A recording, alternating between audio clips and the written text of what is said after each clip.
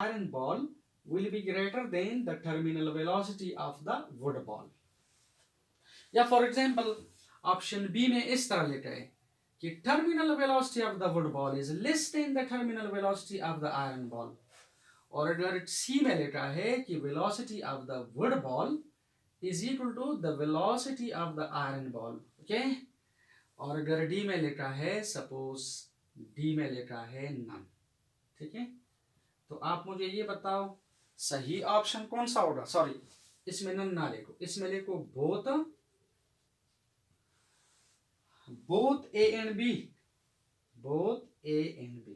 ठीक है, iron ball की टर्मिनल वेलोसिटी वुड बॉल की टर्मिनल वेलोसिटी से ज्यादा है, तो मतलब वुड बॉल की टर्मिनल वेलोसिटी आयरन से कम है। कॉमन सेंस की बात है, तो देयरफॉर ये ऑप्शन डी सही है। अच्छा, नाउ याद रखें जी कांस्टेंट है, 2/9 कांस्टेंट है।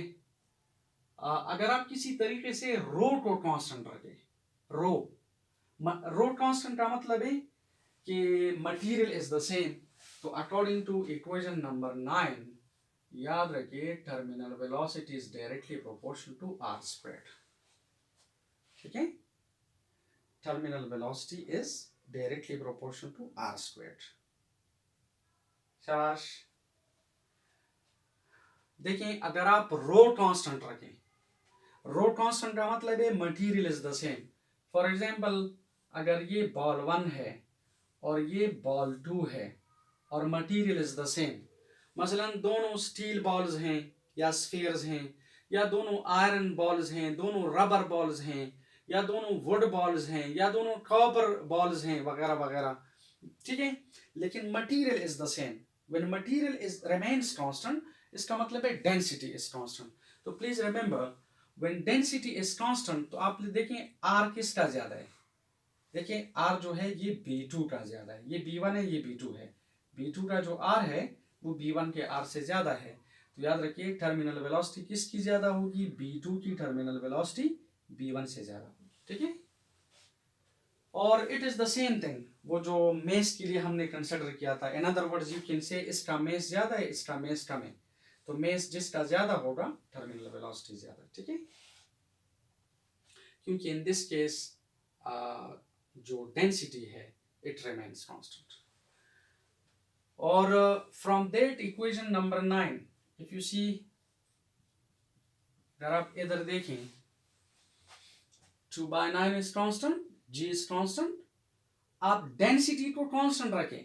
Density is constant means material is the same, मतलब दोनों स्टील बॉल्स हैं, दोनों रबर बॉल्स हैं, दोनों ठीक है टेपर बॉल्स हैं, what ever it may be.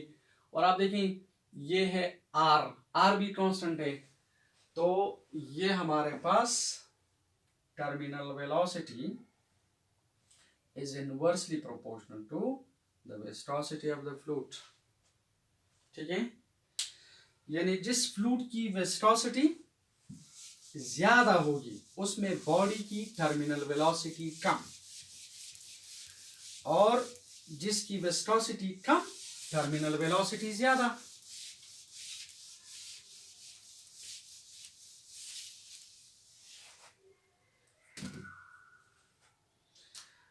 अब मसलन देखिए, अगर इस तरह आ जाए कि 2 balls हैं, 2 balls of the same material means of the same masses, of the same material means density भी same है, of the same sizes are allowed to fall। मसलन अगर ये suppose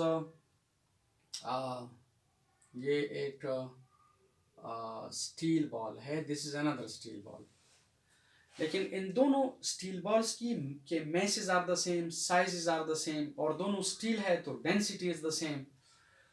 they are allowed to fall into different fluids. For example, अगर आप इसको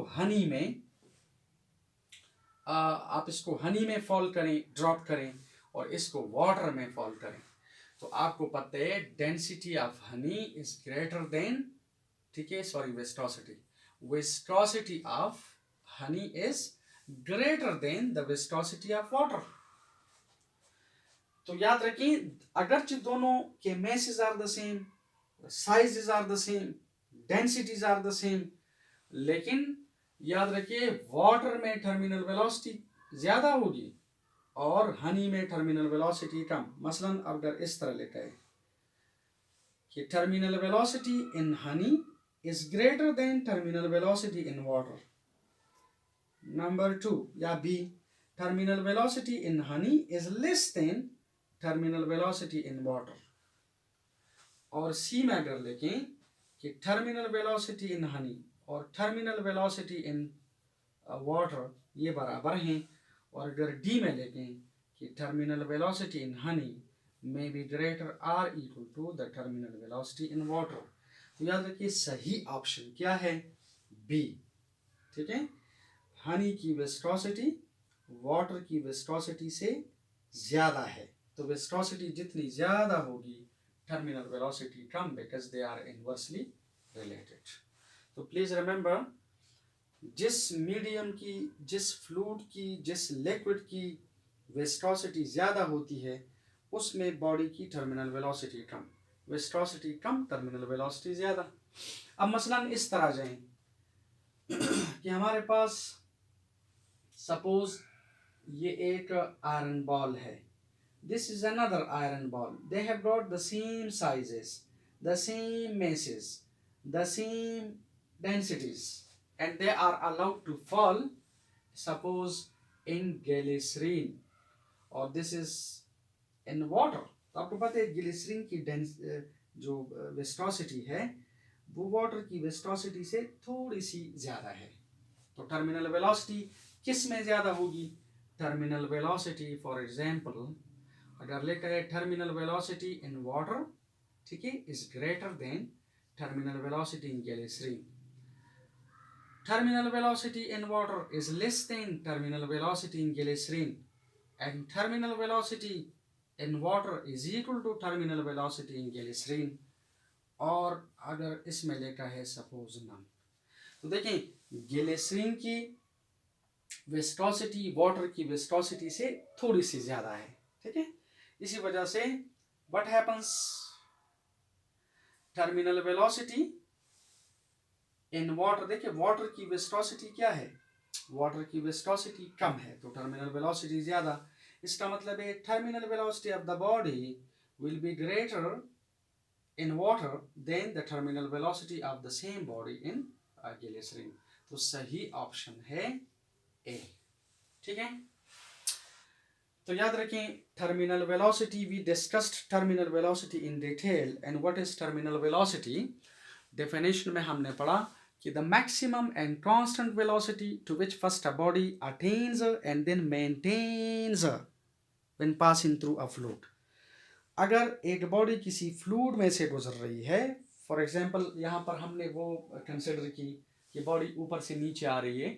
देखिए जब बॉडी ऊपर से नीचे आ रही है तो वेलोसिटी आहिस्ता आहिस्ता बढ़ जाती है, ड्रैग फोर्स भी बढ़ जाता है। जब ड्रैग फोर्स बढ़ जाता है तो एट अ पर्टिकुलर पॉइंट या instant they balance each other, the net force on the body is zero, therefore acceleration terminates, मतलब that is equal to zero, and we say the velocity becomes a constant, and this constant velocity is called terminal velocity। Thank you very much।